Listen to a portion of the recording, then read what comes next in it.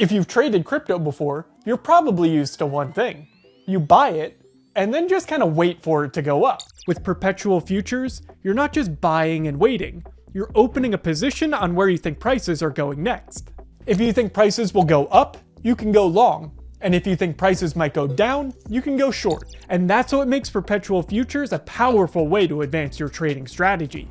They give you a way to act according to different market conditions, not just when prices are rising.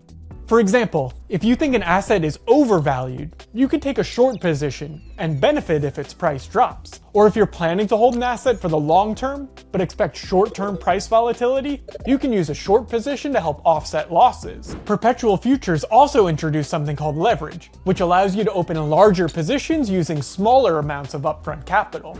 Leverage does increase your exposure to price movement, but it also increases risk, so it needs to be used carefully. And a final thing to understand about perpetual futures is that because these positions don't expire in the traditional sense, they use something called a funding rate.